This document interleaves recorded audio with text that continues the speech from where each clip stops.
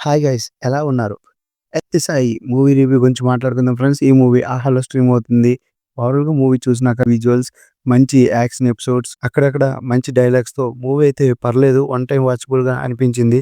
ఈ movie basic story line విషయానికొస్తే చోళులు, పాండ్యులు మధ్య యుద్ధం. ఓడిపోయిన చోళులు ఏం చేశారు?